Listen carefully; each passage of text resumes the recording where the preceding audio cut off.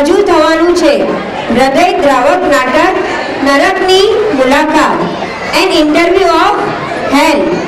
ખરેખર આપણને થાય કે જ્યારે જીવ રાચી પાચીને પાપો કરે છે ત્યારે એ પાપો કર્યા પછી મારી હાલત કેવી થશે, મને કેવા ફળ ભોગવવા પડશે એ ભૂલી જ જાય છે અને બેફામ પાપો કર્યા કરે છે.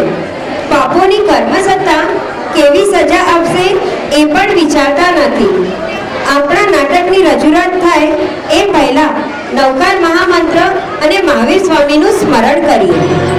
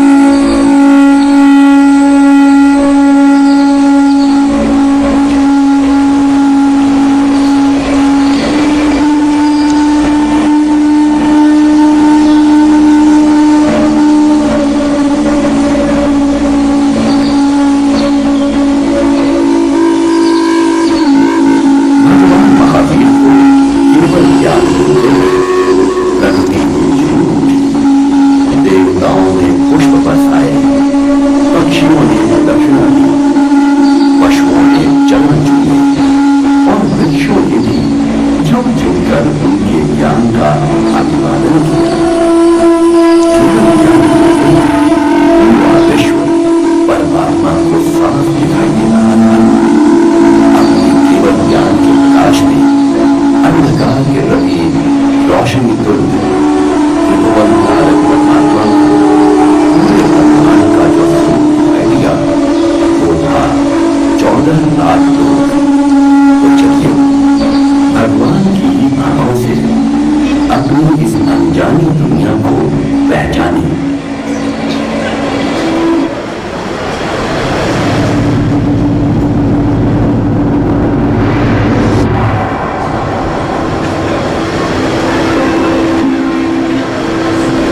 अनंत आलोक के बराबर बीच में स्थित 14 राजलोक। कोई आदमी अपने 2 पांवों को फैलाकर और दोनों हाथों को कमर पर रखकर खड़ा हो, ऐसा लगता है। धर्मास्तिकाय, अधर्मास्तिकाय, काल, आकाश, जीव, उदकर, 6 मुख्य द्रव्यों से बना हुआ ये 14 राजलोक समग्र जीव अजीव सृष्टि को अपने में समा लेता है। मध्य लोक के नीचे पापों के फल जहां भुगतने पड़ते हैं, ऐसा अति डरावना और भयानक नरक है। इन सभी स्थानों में हम भी अनंत बार जा चुके हैं।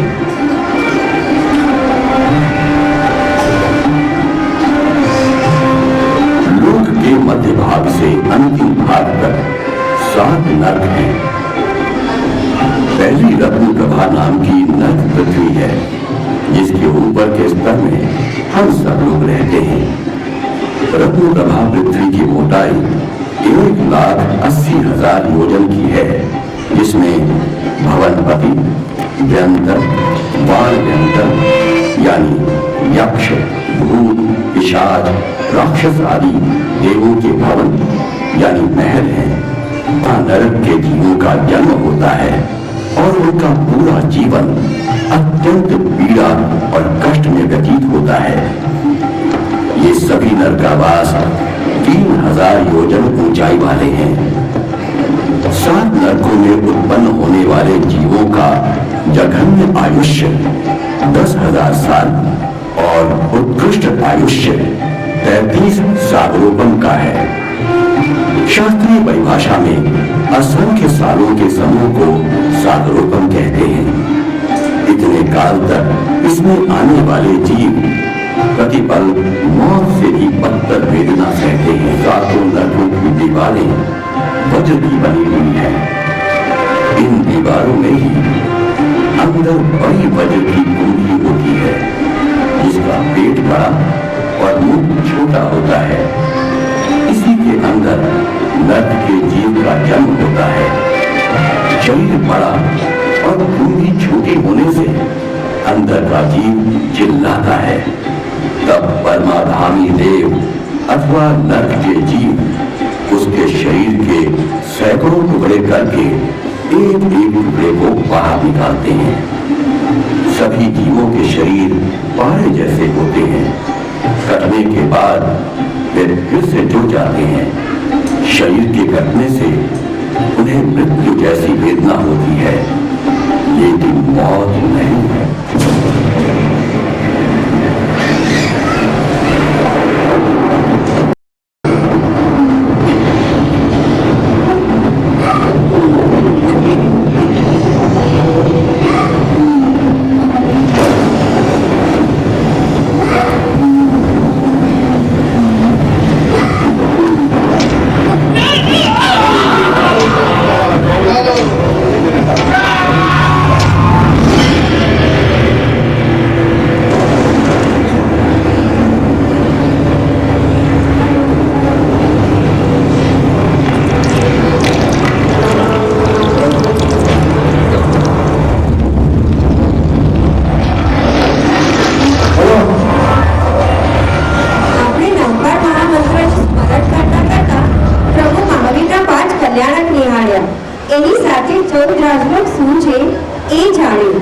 નરક કેવી રીતે બનેલું છે એની પણ માહિતી જાણી અને નરકમાં જીવ કેવી રીતે જન્મ લે છે એ પણ આપણે અહીંયા જોઈ રહ્યા છીએ. શું તમને જાણવું છે કે નરક લોકમાં કેવી રીતે રહે છે નરકવાસીઓ? તો ચાલો જોઈએ નરકની મુલાકાત લેવા એવા કોણ છે જે ત્યાં જઈ રહ્યા છે. શું તમને પણ જોવું છે?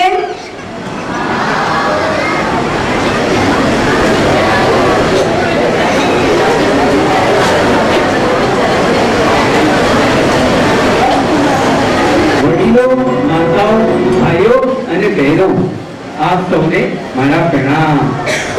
હું છું ટીવી પત્રકાર. કહેવાય છે ને કે જ્યાં ન પહોંચે રવિ ત્યાં પહોંચી જાય કવિ. એમ જ અમારા માટે પણ એક કહાવત પ્રસિદ્ધ છે, જ્યાં ન પહોંચે સરકાર ત્યાં પહોંચે પત્રકાર. એટલે હવે પત્રકારો પણ ક્યાંક ને ક્યાંક તો પહોંચી જ જઈએ. અને આજકાલ તો અમારી દુનિયામાં પણ બહુ બધી કોમ્પિટિશન વધી ગઈ છે. આજે એક પત્રકાર વધારે ફેમસ છે જેના પાસે ઇન્ટરેસ્ટિંગ ન્યૂઝ હોય છે અને બ્રેકિંગ ન્યૂઝ હોય છે.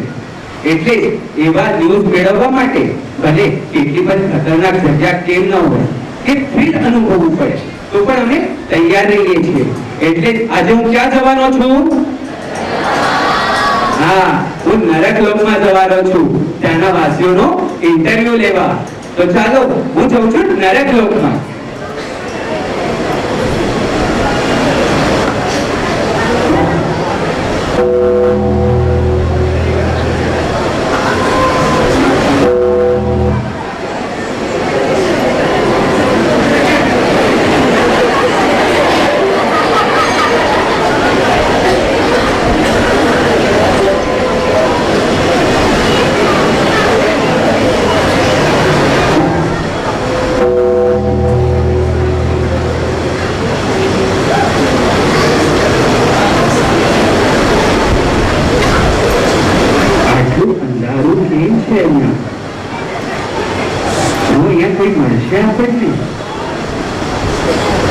મને તો કઈ વધારે દેખાતું પણ નથી.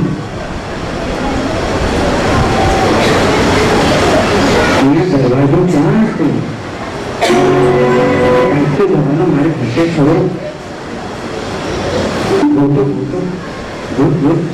ચલી ગયો કે કાંઈ ઘરે પણ જવું છે? અરે એ ભાઈ કાકા કાકા જાય છે મારી પાછળ.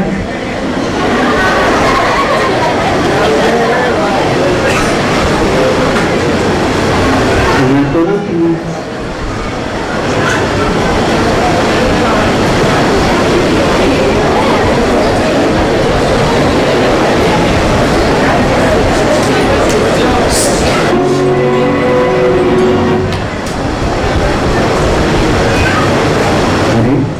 અહીંયા તો કોઈ દરવાજો નથી.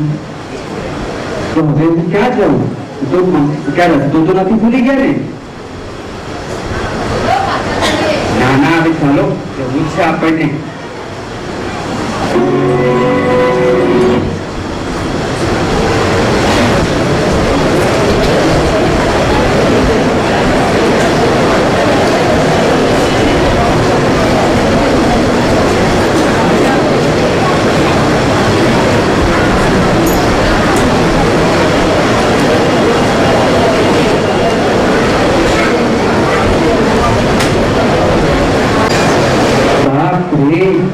એવી વિચિત્ર દુનિયા છે.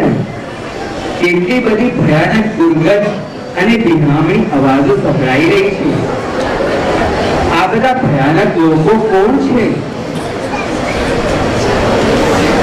આટલું થ્રિલિંગ ટ્રેલર તો મેં આખી લાઈફમાં ક્યારેય નથી જોયું. શું કરું? પાછો જતો રહું? ક્યાંક લેવાના દેવાના પડી જાય?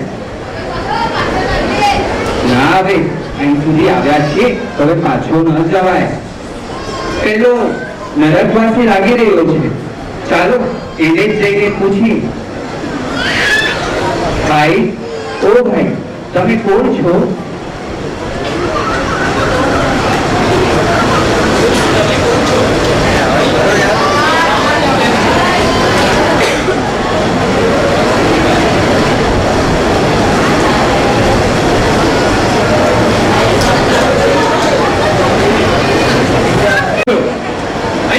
અહીં શા માટે આવ્યા છો?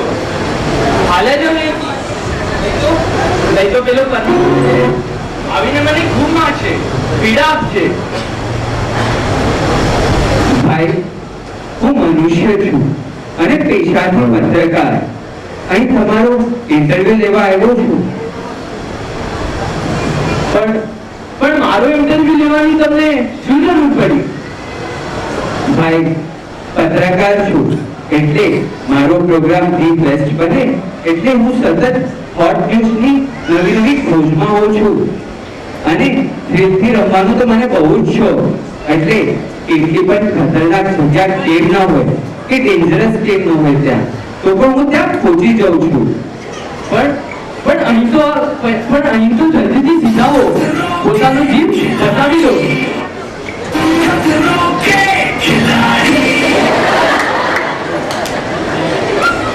ભાઈ, થોડુંક બીક તો મને પણ લાગી ગયું છે, પણ શું કરું? ખતરાઓનો સામનો તો કરવો જ પડશે, કારણ કે તમારા માધ્યમથી તો મને આ મનુષ્યોની સહાયતા કરવી છે, જેથી આ ખોટા કર્મો કરવાથી અટકે અને એમને થોડી સદબુદ્ધિ મળે. એટલે ભાઈ, પ્લીઝ તમે થોડુંક મને કોઓપરેટ કરો. અને આ સાંભળો, લાઈવ ટેલિકાસ્ટના માધ્યમથી આપણને સૌ સાંભળી અને જોઈ પણ શકશે પૃથ્વી લોક પર. શું સૌ કોઈ અમને જોઈને સાંભળી શકશે? હા હા, તો ઠીક છે, તમે મારો ઇન્ટરવ્યુ લઈ શકો છો. પણ જરા થમો, હું મારા બીજા પણ સાથીદારોને બોલાવી લાવું છું. અમે નરકવાસીઓ તમારી દુનિયાને આ સંદેશો પહોંચાડવા ઈચ્છીએ છીએ. હા હા, જલ્દીથી બોલાવી લાવો. હા, હેલો હેલો હેલો, જલ્દી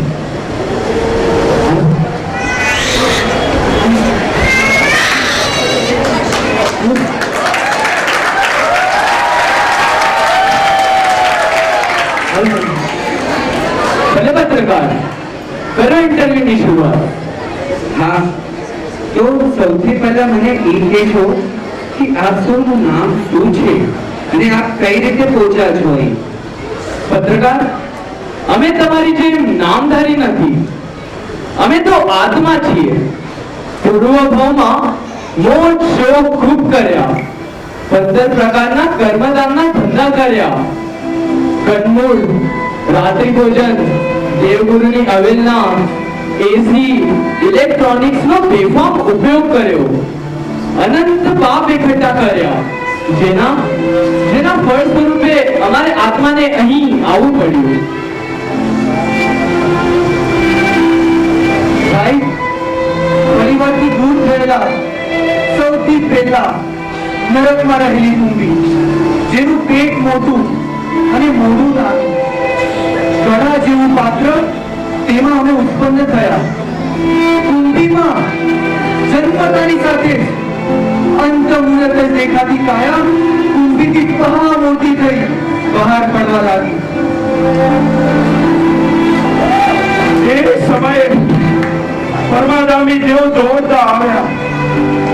ભયંકર અંધકાર હતું છતાં પણ જોર જોરથી અવાજ કરતા હતા, પકડો પકડો પકડો.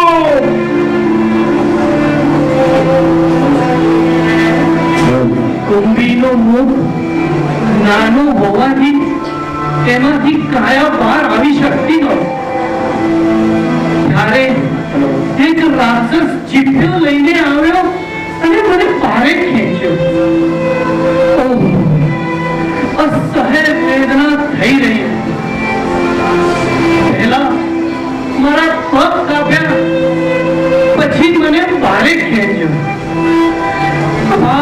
વેદનાથી હું ચીસ કરી રહ્યો હતો, છતાં પેલો પરમાધામીને જરા પણ દયા નહોતી આવતી અને ઉલટાનું મને વધુમાં વધુ સતાવવામાં એને આનંદ આવી રહ્યો હતો.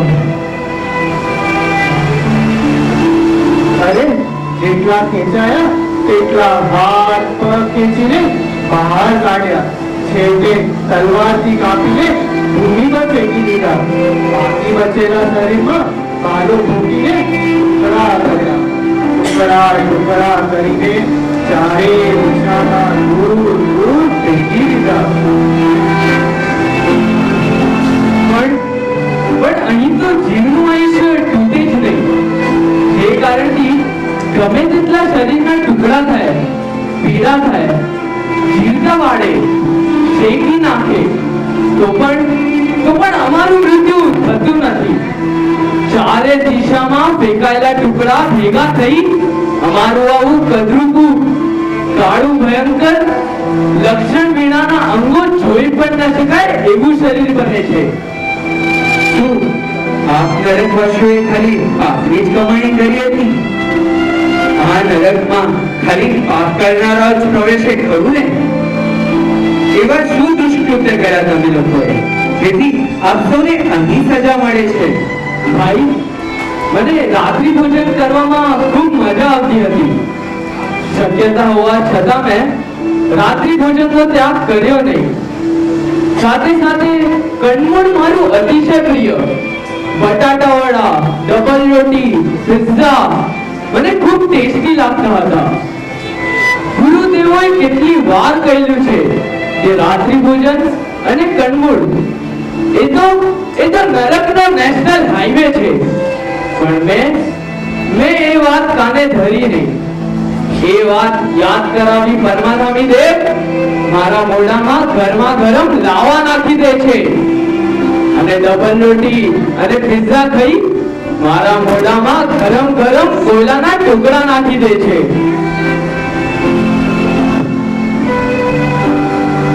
પેલા પરમાનામી દેવ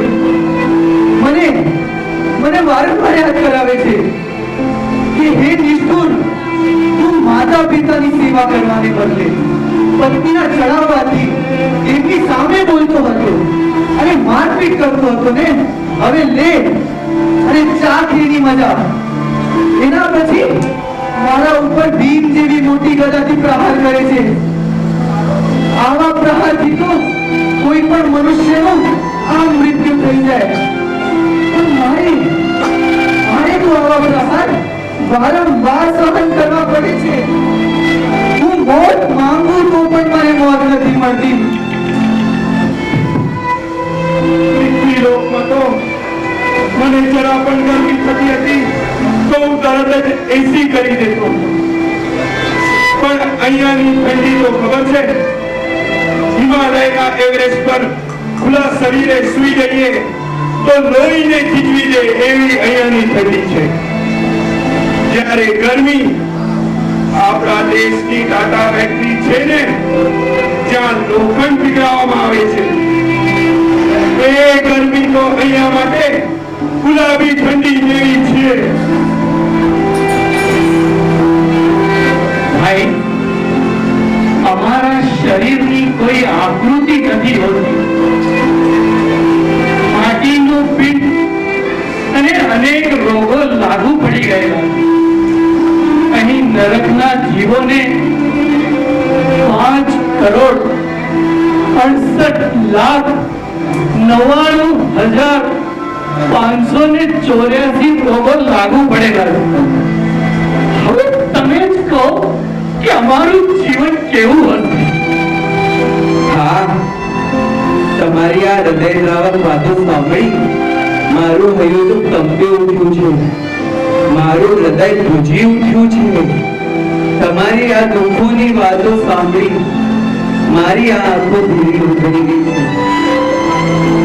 અજ્ઞાનથી અંધ બને, મિથ્યાનો મોહનીયનો ઉદય ને નિરાશર અને ઉપાશ્રય ભાવનાનો વિરોધ જોરશોરથી કર્યો હતો કે આ નિરાશર અને ઉપાશ્રય ભાવનાની શું જરૂર છે? અને વળી આ મારી વિચારસરણીમાં મેં કેટલાય લોકોને જોડી દીધા હતા. આજે મારી પાસે વિસામો લેવા પણ સ્થળ નથી. જરા આરામ કરવા બેસીએ ત્યાં આ 80 પત્ર વનમાં રહેલા કાંટાળા પર્વત જેવા પાંદડા અમારા ઉપર પડવા લાગે છે અને શરીરને લોહી લુહાણ કરી દે છે.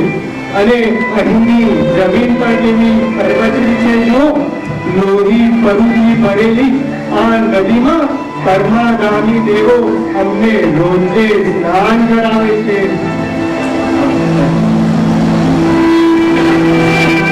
હમણાંની આધુનિક સ્ત્રીઓ જે ગર્ભપાત કરાવવાથી ડરતી નથી, તેમને તો અહીંયા ભયંકરમાં ભયંકર સજા મળે છે. તેમના પેટ પાડવામાં આવે છે, મોઢામાં ગરમ શીશુ રેડવામાં આવે છે, અને એ ઉપરાંત ભવ નિસંતાન રહેવાની સજા મળે. એ તો એ ઉપરાંત એમના ગર્ભપાતની અનુમોદના કરનારને કે એમની સહાય કરનારને તો અહીંયા વધુમાં વધુ કડક સજા મળે છે. કઠોળની સાથે કાચું દૂધ, દહીં, છાશ ભેગું થવાથી ઇન્દ્ર જીવની ઉત્પત્તિ થતી હતી, અથવા છતાં પણ તારા દિલમાં જરા પણ દયા ના આવી. એમ કહીને ઘણા બધા પરમાધામીઓ મારા પર તૂટી પડે છે. હું લડું છું, પણ મારી આવું સમજનાર ત્યાં કોઈ નથી હોતો.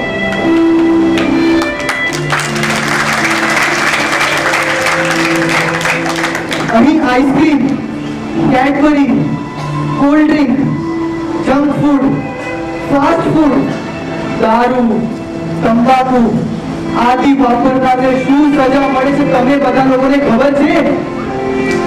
આવો નશો કરનારના મોઢામાં ગરમા ગરમ પીગળેલું શીશુ રેડવામાં આવે છે.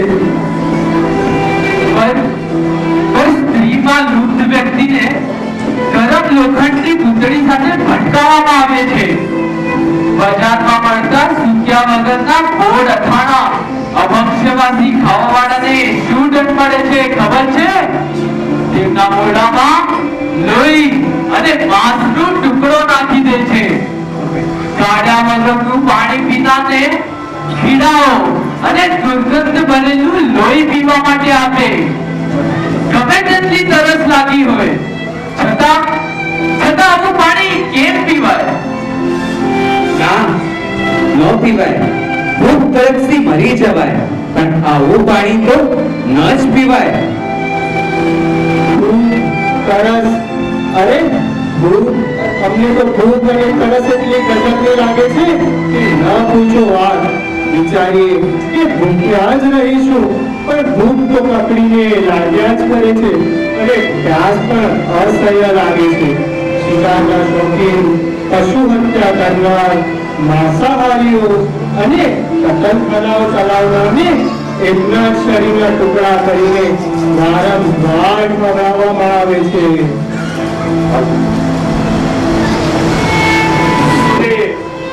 ગુરુ સર્વની નિંદા કરનાર કે થેરાશ્રયો કે ઉપાશ્રયોનો વિરોધ કરનાર, તેમના પાપોની સજા યાદ કરાવી તેમના જીભ પર ધાર હથિયાર ફેરવવામાં આવે છે, જેથી જીભ કપાઈ જાય. અહીં પરમાગામી નરકવાસીઓને પકડે છે, ભાલા પહોંચે છે, વારંવાર શરીરના ટુકડા કરીને ફેંકે છે, અને ક્યારેક તો આખા અગ્નિના સળગતા ભઠ્ઠીમાં ફેંકી દે છે. અમારી આ ચીસો ને ખીચારીઓ સાંભળીને આનંદ લે છે. પરમાદામીને જોઈને અમે ચારો બાજુ દોડીએ છીએ, પણ તે દૂરથી બાણોથી વીંધે છે. નજદીક જઈએ તો તલવારથી માથું અને થડ જુદું કરી દે છે.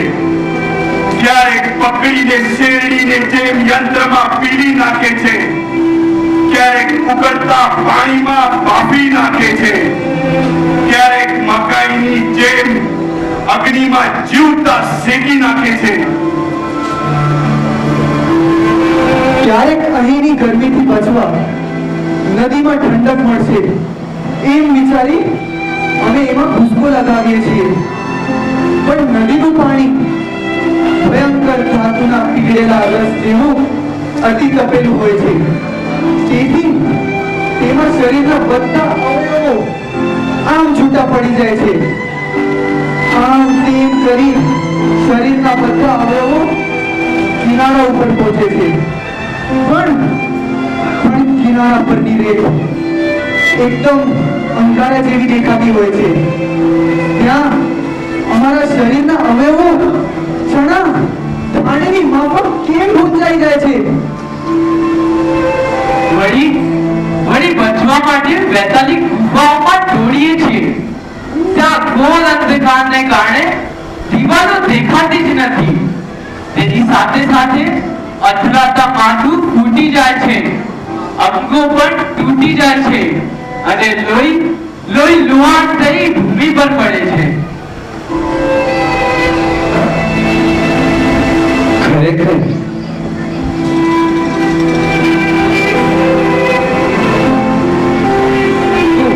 ભૂમિ પર પડ્યા પછી મૃત્યુ થઈ જાય છે અને વળી આવા અતિ ઘોર દુઃખોનું અંત ક્યારે થાય? ના ભાઈ ના, અહીંનું આયુષ્ય પૂર્ણ ન થાય ત્યાં સુધી દુઃખ અને વેદનાઓ તો ભોગવવા જ પડે છે. અહીં ઓછામાં ઓછું આયુષ્ય 10,000 વર્ષનું છે અને અહીં દિવસ અને રાત્રિ નથી કે જેથી રાતના પણ આરામ કરી શકાય. 24 કલાક સર્વાધામી 24 કલાક સર્વાધામી કૃત ક્ષેત્રકૃત અને પરસ્પર કૃતની જ્યારે વેદના ભોગવવી પડે છે ત્યારે એક જ વાત યાદ આવે છે કે અકાળેમાં મૂઢ અને અજ્ઞાનને અંધ બને. અમે જે અહીં પાપો કર્યા તે ભોગવવા પડે છે. ગુરુ ભગવંતોએ સૂચવેલ કે નરકમાં આવી વેદનાઓ છે, છતાં અમે કોઈ શ્રદ્ધા નહીં કરી અને આજે જ અમે અહીં પ્રત્યક્ષ ભોગવી રહ્યા છીએ. તેથી જ અમે તમને આ સંદેશો આપવા ઈચ્છીએ છીએ. ભાઈ, તમે કહેતા હતા કે આ પ્રોગ્રામ પૂરી દુનિયા જોઈ રહી છે. હા, શું અમારો આ વેદમય સંદેશો તમે બધાને સંભળાવશો ને? હા, જરૂરથી સંભળાવીશું. તમે શું સંદેશો કહેવા માંગો છો એ જરૂરથી કહેજો.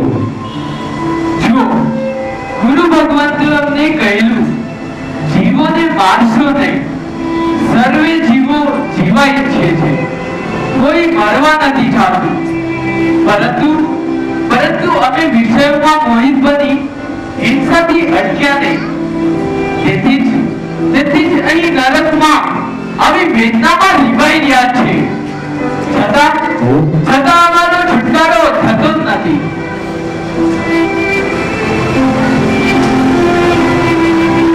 ગુરુદેવોએ અસત્ય બોલવા માટે મનાઈ ફરમાવી હતી. અમે રોષમાં બોલતા. કોણ જૂઠું નથી બોલતું? જૂઠ વગર ધંધો થતો નથી. બસ આજ ને આજ રોષમાં અમે તો નરકમાં ભટકાઈ ગયા. ભાઈ, ગુરુ ભગવંતો કહેતા હતા ન્યાયની નીતિ ઉપર રહેવું, અનીતિનું આચરણ ન કરવું. પણ એમની ઉપદેશનાને ધરાર અવગણના કરી અનીતિનું આચરણ કર્યું. ઇન્કમ ટેક્સ ન ભર્યા, કાળા ધોળા કર્યા. આજે પરમાદામીના ચુંગલમાં એવા ફસાયા છે કે અમારી વ્યથાનો કોઈ પાર નથી. અમને સાંભળનારા આપ સૌ શ્રોતાજનો પર સ્ત્રી કે પર પુરુષના મોહમાં ફસાઈ અબ્રહ્મચર્યનું સેવન ના કરશો. ગુરુદેવોની વાત સાંભળ્યા છતાં ન સાંભળ્યા સમાન કરી લોખંડની પૂતળીને ભેટતા જ આંખમાંથી આંસુ કરી પડે છે. કાશ ગુરુદેવોની વાત માની લીધી હોત. મેળવેલા ધનનો દુરુપયોગ કરી પરિગ્રહની આસક્તિ કરી સંગ્રહવૃત્તિએ આજે મને આ નરકના દ્વાર દેખાડ્યા છે. ગુરુદેવના વચનો ન સાંભળવાની અમને સજા મળી છે. તેથી શ્રોતાજનો, હું આપ સૌને હાથ જોડીને વિનંતી કરું છું કે તમે કોઈ આ પાપ વૃત્તિમાં પડશો નહીં અને 5 અનુવ્રતોનું સુંદર પાલન કરજો. 18 પ્રકારના પાપસ્થાનકોથી તો દૂર જ રહેજો. તમારી પવિત્ર ધરતી પર સુદેવ ગુરુ ધર્મની ખૂબ સુંદર આરાધના કરજો. કરેલા પાપોની કબૂલાત દેવ ગુરુ સમક્ષ કરી શુદ્ધ થઈ જજો. નહીં તો અમારા જેવી હાલત થઈ જશે. કંદમૂળ, રાત્રિ ભોજન, અભક્ષ્ય આદિ વ્યભિચાર, જેવો ગુરુ ધર્મની અવહેલના, આ બધા નર્કના નેશનલ હાઈવે છે. આ બધાથી તમે બધા 100 યોજન દૂર રહેજો. નહીં તો પરમાધામી જેવો ભાર વગરવામાં તમારા જરાય કંજૂસી નહીં કરે. મૃત્યુ માત્ર પણ મૃત્યુ નહીં મળે એ માટે તમે બધા શીખી જજો.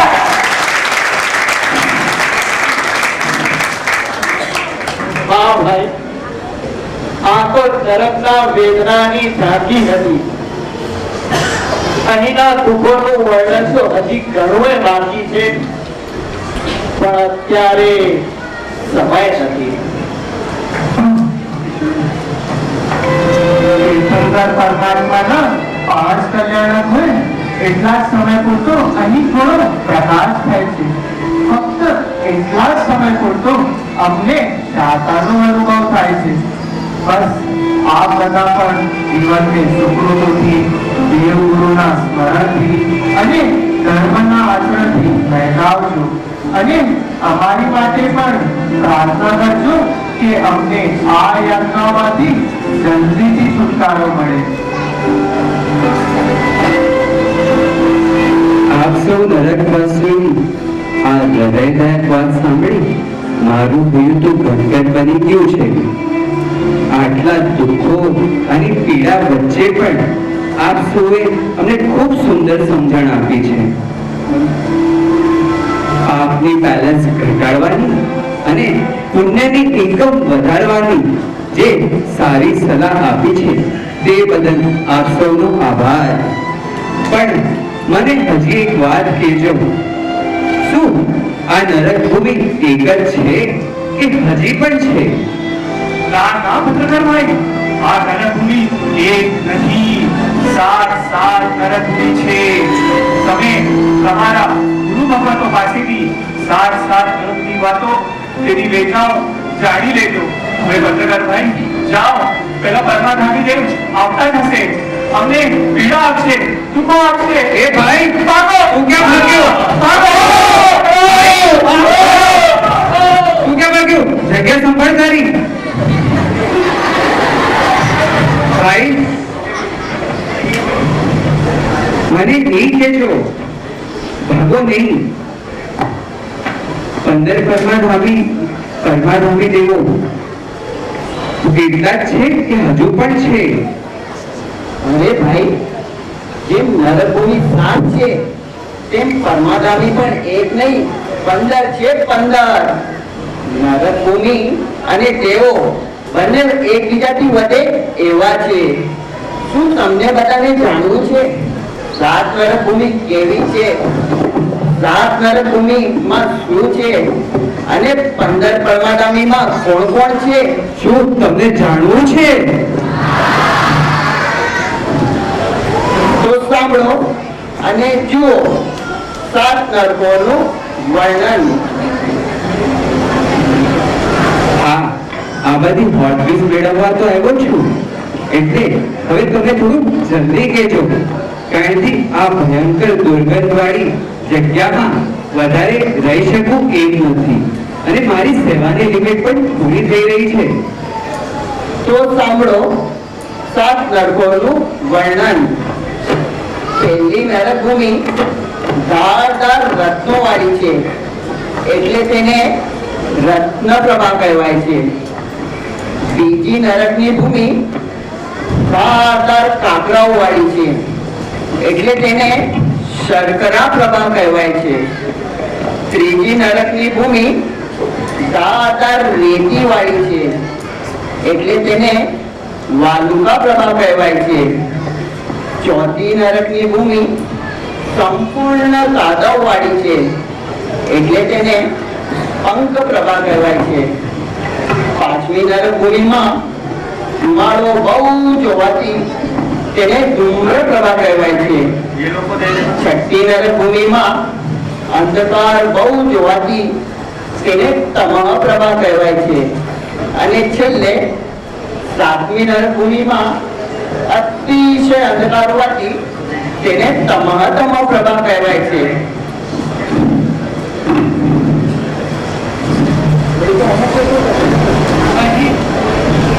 અહીં ત્રણ એ ઓન है ना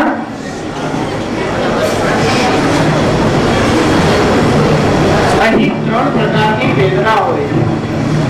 કર્મગામીકૃત, ચિત્રકૃત અને પરસ્પરકૃત.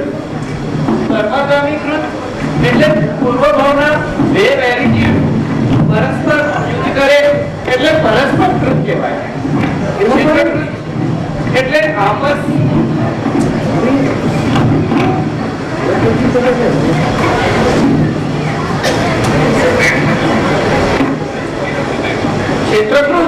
ક્ષેત્રકૃત એટલે અહીંના ક્ષેત્ર પીડાકારી હોય છે. સુખેથી બેસાય નહીં, સુખેથી ઉભાય નહીં અને ઉભવાની તો વાત જ ક્યાંથી. અને પરમાગામીકૃત એટલે 15 પ્રકારના પરમાગામી જે અમને સજા આપવામાં કઈ જ બાકી રાખતા નથી. અને આ નરકનું જીવન તમારા આયુષ્ય જેટલું 50 કે 100 વર્ષનું નથી હોતું, પણ સાંકળો પણ જેટલું એટલે કે દુઃખો, વેદનાઓ અને પીડાઓ સહન કરવી પડે છે. તમને જાણવું છે 7 નરકીનું આયુષ્ય કેટલું હોય છે?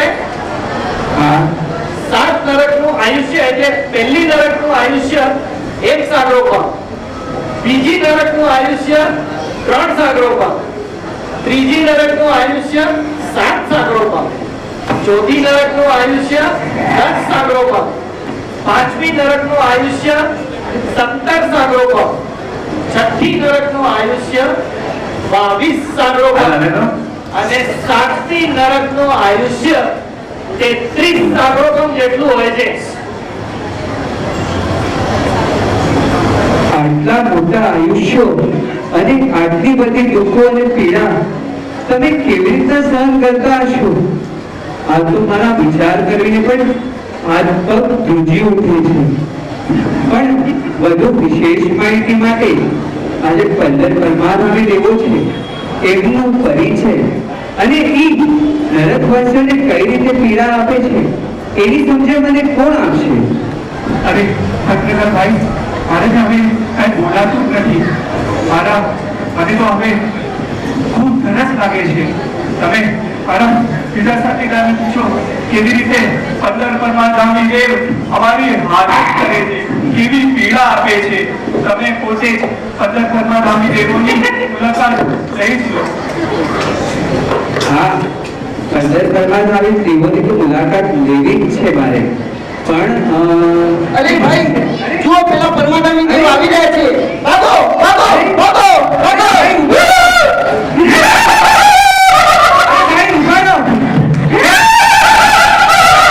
આગળ ભાગી ગયો.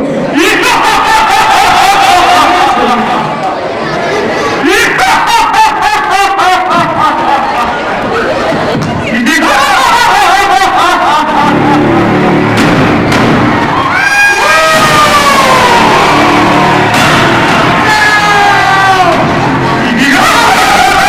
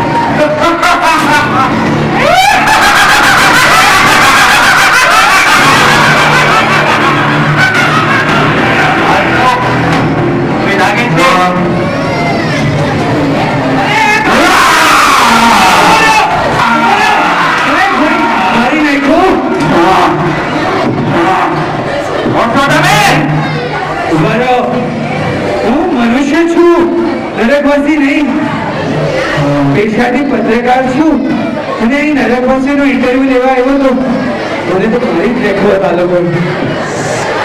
ભાઈ તમે અહીંના અધિકારી જેવો લાગો છો.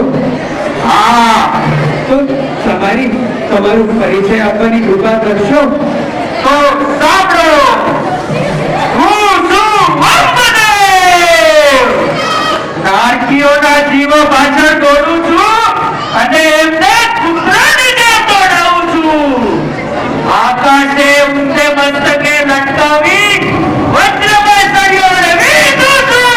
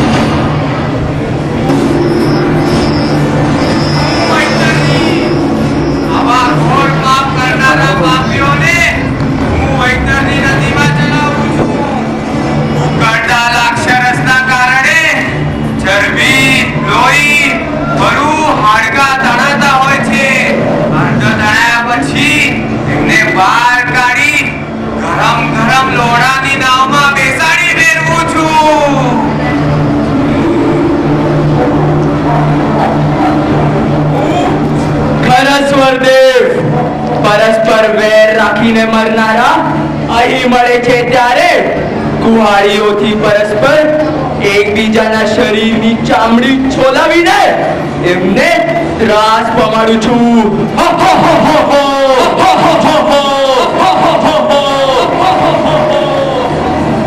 બ્રહ્માંડ ફાટી જાય એવો જોરથી અવાજ કાઢું છું અને જીવો ભાગવાનો પ્રયત્ન કરે તો ગળચી પકડીને તીડો આપી રાખી દઉં છું.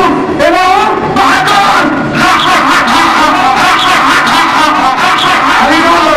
એવો આ હતું અમારું પરિચય. આવી રે આવી હવે તમારી વારી આવી.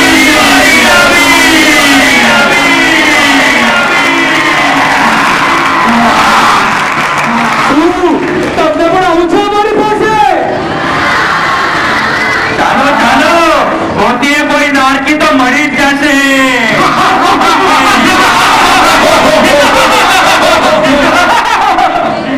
બાપ રે, કેટલા ભયાનક હતા આ તેઓ. મને તો આ બધું સાંભળીને હવે ચક્કર આવી રહ્યા છે.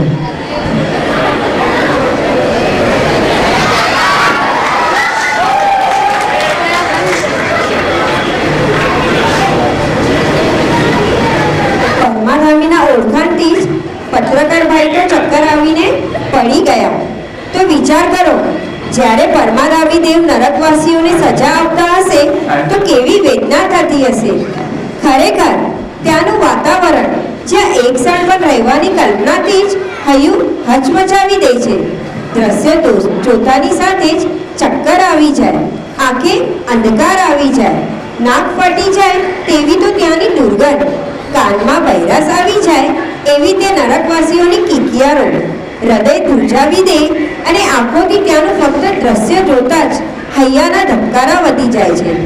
એમની વેદનાના વર્ણન સાંભળતા હૃદય જાણે શ્વાસ લેતા ચૂકી જાય છે. તમે આવી વેદનાઓનો અનુભવ કરવા માંગો છો? શું તમે નરક જવા માંગો છો? હવે પત્રકાર ભાઈ તો ત્યાં નરકમાં ફસાઈ ગયા છે. તો ચાલો જોઈએ કે એ હવે નરકમાં જ રહી જશે કે આપણી દુનિયામાં પણ પાછા આવે છે.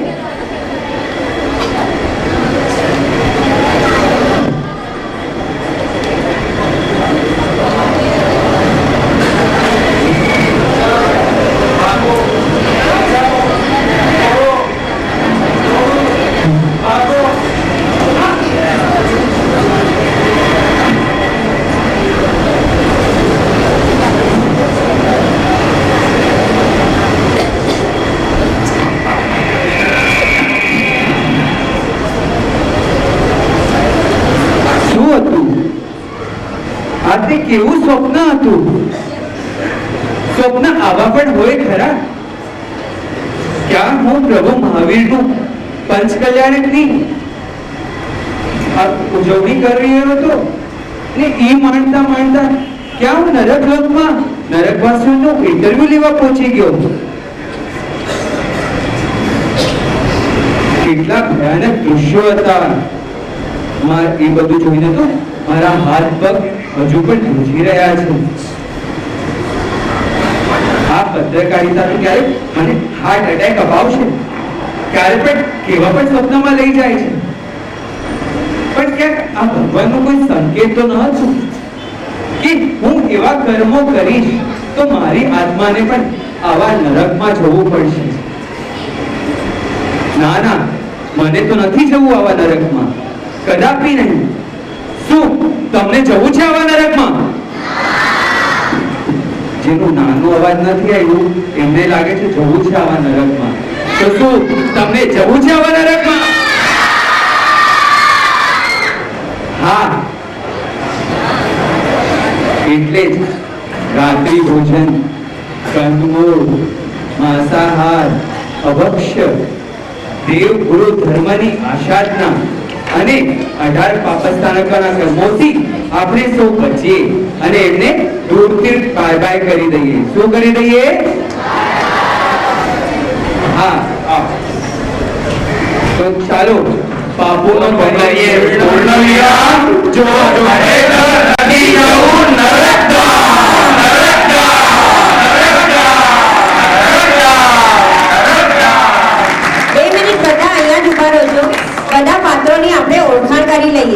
કોઈ ઊભા નહીં થતા. સુંદર મજાનો આ નાટક પાછળથી લાઈટ ચાલુ કરાવી દેજો, ફોકસ ચાલુ કરાવી દેજો પાછળથી. અને આ યુવા પાકિસ્તાનોએ સુંદર મજાનું આ ધ્રુજાવી નાખે એવું જબરદસ્ત પરફોર્મન્સ કર્યું છે. બધાનું પાત્ર પરિચય અને એકવાર બધા કલાકારોને જોરદાર તાળીઓથી વધાવી દઈએ. હું પત્રકાર તરીકે અક્ષિલ દિનેશ નાગડા, ગામ મોટી ઉંડોળ. બધાનો પોતપોતાનો પરિચય. નરકવાસી 1 जिनय गोसर, जिनय दीपन गोसर, गाम डेडिया. નરકવાસી 2 नरकवासी 2 प्रथम गीता पीयूष छेड़ा, गाम बायट. નરકવાસી 3 નરકવાસી 3 ફેનિક નીતા મનોજ પાસડ, ગામ ડેડિયા. નરકવાસી 4 હું નરકવાસી 4 અનિલ ધનજી પાસડ, ગામ ડેડિયા. નરકવાસી 5 मणिलाल जीवराज डेडिया, गाम गढ़सीसा. નરકવાસી 6 હું નરકવાસી 6 કેવલ એજી વોરા, ગામ ડુમરા. નરકવાસી 7 યશ હર્ષા કિરીટ પાસડ, ગામ બીડ. જય જિનેન્દ્ર. પરમાધામી દેવો 15 છે, પણ આપણો સ્ટેજ આટલું મોટું નથી કે 15 પરમાધામી આપણે સમાવી શકીએ, અને આટલા કલાકારો પણ નથી. એટલે આપણા 5 પરમાધામી 1000 પરમાધામીની બરાબર છે. એટલે પરમાધામી નંબર 1. જય જિનેન્દ્ર. હું નિર્મલ મહેન્દ્ર સુંદરજી પાસડ, ગામ ડેડિયા. એક વખત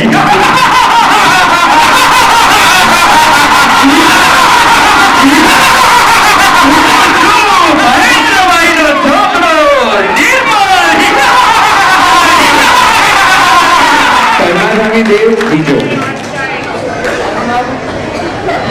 મારું નામ કાવ્ય હર્ષા નિલેશ કારાણી, ગામ ડુમરા. પરમાધામી દેવ ત્રીજો. પરમાધામી દેવ 3 રાજસ્મિતા રાહુલ ગઢા, ગામ રાયણ. પરમાધામી દેવ ચોથો. હું પરમાદામી દેવ ચોથો, દક્ષ શિલ્પા અંકિત ગડા, ગામ ચિયાસર. નાચ જરા નાચ. પરમાધામી દેવ પાંચમો. હું પરમાદામી દેવ પાંચમો, મોક્ષ પિયુષ ચંદ્રેશ ગંગર, ગામ કાંડાવરા. અને આપણો ડરપોક પત્રકાર યશ ચિરેન ગાલા, ગામ કોટડા રોવા. અને આપણા નાના નાના ભૂલકાઓ ક્યાં ગયા ડાન્સ માટેના? આવી જાઓ. હવે મેન અને કે આ લોકો અગર આપણી સામે તૈયાર થયા વગર આવી રીતે જ નાટક કરે તો આપણને ગમે? તમને આજનું મેકઅપ એમનું કેવું લાગ્યું? તો એ મેકઅપ આર્ટિસ્ટ હતા પૂજા કેતન ડેડિયા, ગામ લાયજા. સિદ્ધિ નિલેશ ડેડિયા, ગામ ગઢસીસા. વિધિ પ્રફુલ્લ નિસર, ગામ દેવપુર. રીના પરેશ વોરા, ગામ ડેડિયા. આ બધાનું ખૂબ ખૂબ અનુમોદના અને એક સદગ્રહસ્થ તરફથી આ ચારે આર્ટિસ્ટને 1000ની પ્રભાવના આપવામાં આવે છે. આપણો સ્ક્રીન અને સાઉન્ડ સંભાળવા બેઠા હતા. માઈક તો માઈક. હેલો, મને તો તમે લોકો ઓળખતા હશો. યુટ્યુબ ઉપર હું ફેમસ છું. HK સંગોઈ મારી યુટ્યુબ નામની ચેનલ છે, અને સ્ક્રીન અને સાઉન્ડ ઉપર હું બેઠેલો, અને મારા સપોર્ટમાં દિશા પાસડ. ખુદ કર.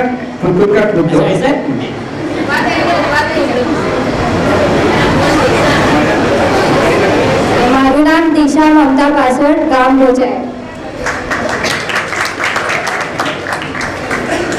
ને આ પૂરી ટીમ માટેની મહેનત જે છે. નાના છોકરાઓ હતા મમતાબેનની, તો મમતાબેનનું પરિચય મમતાબેન પોતે આપશે, નામ આખું. મમતા એમ પાસડ, ગામ ભોજાય. જોય માર્ટિન ઉમરસિંહ પાસવડ, ગામ રેડી. અહીંયા પાસડ લોકોની મેજોરિટી છે. હા, યા ભાવિની ફેનિલ પાછળ ગામ ડેડિયા. એમની ભાવિની ફેનિલ પાછળ ગામ ડેડિયા. મમતા પાછળ ગામ જેની ઉર્વશી માર્ટિન પાછળ ગામ ડેડિયા. રણજીત સિંધુ શાહ ગામ ગુંજાલી.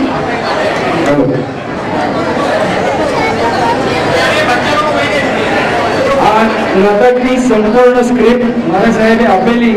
સુંદર મજાનું આ નાટક, પાછળનું બેકગ્રાઉન્ડ અને આ લોકોની હું વિનંતી કરીશ બધાનું મને લાગે છે લગભગ એક 20 દિવસની આ લોકોની મહેનત. આ 20 દિવસમાં રાતના ફક્ત એકાદ કલાકની પ્રેક્ટિસ, ડાયલોગ ડિલિવરી કરી અને આટલું જબરદસ્ત પરફોર્મન્સ આપવા માટે બધા કલાકારોનું જોરદાર તાળીઓથી અભિવાદન કરીએ. જેટલા પણ બેકસ્ટેજના કલાકાર અને આજનું સાઉન્ડ પૂરું પાડનાર વિશાલ સાઉન્ડ અને સુંદર મજાની ફોટોગ્રાફી અને યુટ્યુબ ઉપર પણ આ નાટક આવી જશે એવા અમારા સબુરેશભાઈ હરિયા અને એક સપોર્ટિંગ ટીમના મેમ્બર અમારા ભાવિની પેનલ પાછળ એટલું પણ ખૂબ ખૂબ અનુમોદના. જોરદાર તાળીઓ બધાનો ખૂબ ખૂબ આભાર. ખૂબ ખૂબ જબરદસ્ત પરફોર્મન્સ. આવતીકાલે સવારના બરોબર 9:30 વાગે વ્યાખ્યાન શરૂ થઈ જશે. વ્યાખ્યાન બાદ આજે પારણાનો લાભ જેમને લીધો છે હર્ષાબેન